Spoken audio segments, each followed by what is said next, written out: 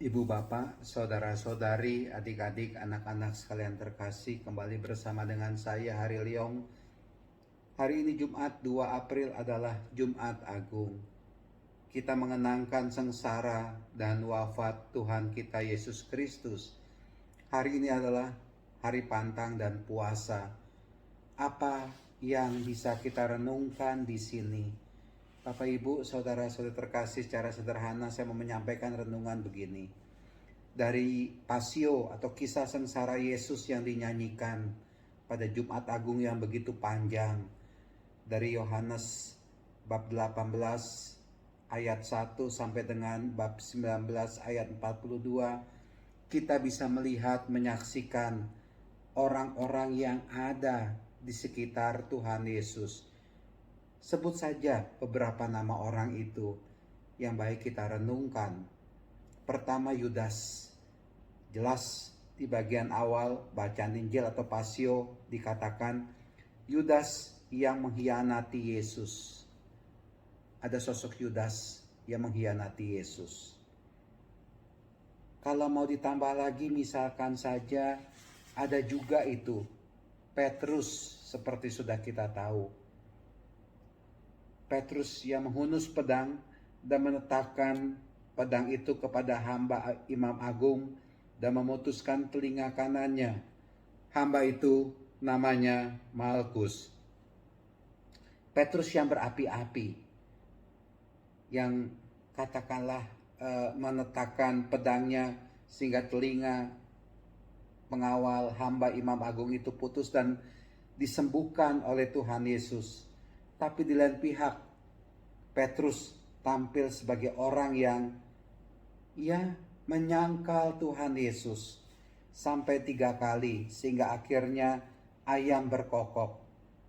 Maka Petrus menyangkal lagi dan ketika itu berkokoklah ayam, berarti Petrus sudah menyangkal Yesus sampai 3 kali. Lalu ada juga tokoh lain, saya pikir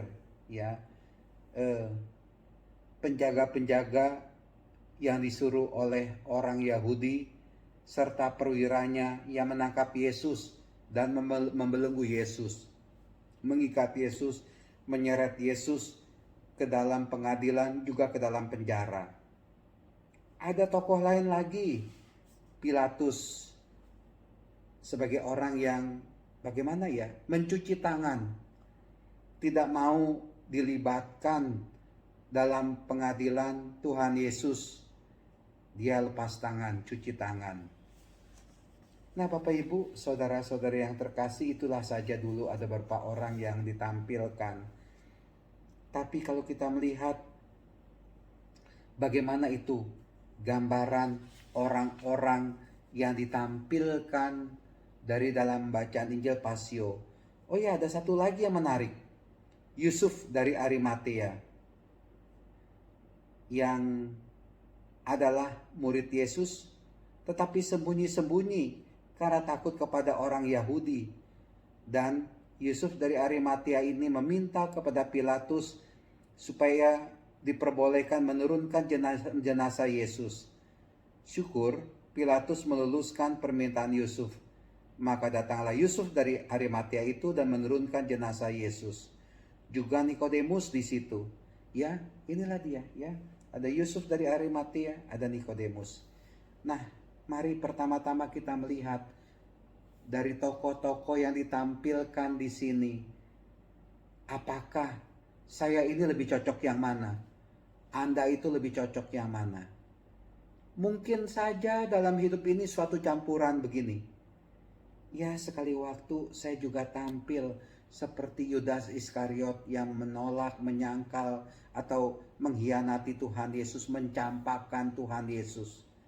Mencampakkan Tuhan Yesus dalam arti begini, saya lebih memilih dosa daripada hidup baik, hidup benar. Orang yang lebih memilih dosa itu adalah orang yang mengkhianati Tuhan Yesus. Orang yang tidak bisa berjalan dalam kebenaran adalah orang yang menyangkal Yesus. Mengkhianati atau juga menyangkal Yesus bukan berarti secara verbal atau secara fisik kita meninggalkan Tuhan Yesus, tidak mengakui Tuhan Yesus. Tapi bisa saja dalam hidup ini kita tampil sebagai orang yang tidak percaya. Padahal kita orang Kristiani, kita orang Katolik, kita orang Kristen, tapi kita ini tidak beriman kepada Tuhan Yesus. Yang lebih kita pilih adalah dosa. Jadi orang yang terus-menerus jatuh ke dalam dosa dan berbuat dosa, itulah dia orang yang mengkhianati atau orang yang menyangkal Tuhan Yesus. Hati-hati kalau kita kerap kali berbuat dosa, kerap kali melakukan korupsi, terlibat dalam narkoba, terlibat dalam ketidaksetiaan dalam hidup rumah tangga. Ya, banyak hal lain lagi lah. Percaya kepada ahli nujum, tukang ramal katakanlah. Itulah dia sosok Yudas atau Petrus pada zaman sekarang ini. Atau juga kita sebagai orang yang kerap kali lepas tangan, tidak peduli akan orang lain, tidak peduli akan iman kita, tidak peduli akan orang yang miskin, tidak peduli akan orang yang sakit, orang yang menderita, cuek masa bodoh. Ya itulah dia Pilatus pada zaman sekarang ini. Tidak lagi mau peduli, terbuka hatinya membantu menolong orang lain. Hati-hati, Pilatus seperti itu juga banyak pada saat sekarang ini. Atau juga seperti Yusuf dari Arimatea yang percaya pada Tuhan Yesus tapi diam-diam, sembunyi-sembunyi di kantor. Anda malu memperlihatkan diri Anda sebagai orang Katolik. Mau makan, lupa untuk doa, rasanya malu karena saya ini berada di tempat yang mayoritas bukan Katolik, untuk berdoa rasanya saya sungkan. Nah Bapak Ibu, itulah dia terkadang yang kerap kali terjadi. Tetapi pada Jumat Agung ini, di mana kita mengenangkan sengsara dan wafat kematian Tuhan Yesus bagi kita, kita diingatkan akan salib Tuhan. Salib yang membawa manusia kepada keselamatan. Kematian yang membawa manusia, membawa kita kepada kebangkitan, kepada kehidupan kekal.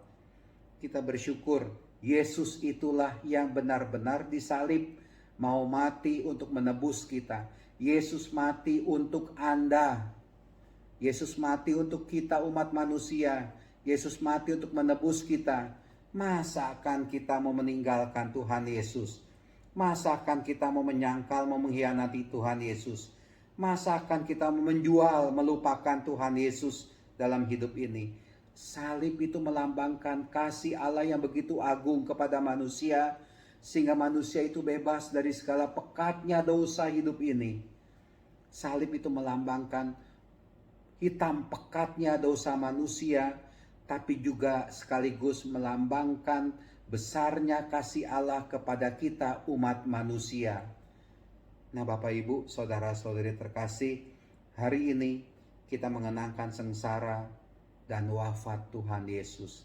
Semoga kita tetap setia menjadi pengikut Kristus.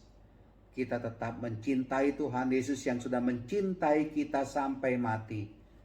Ingat, Yesus mati untuk Anda. Mari kita juga hidup untuk Tuhan Yesus. Tuhan memberkati, Tuhan melindungi kita sekalian. Amin.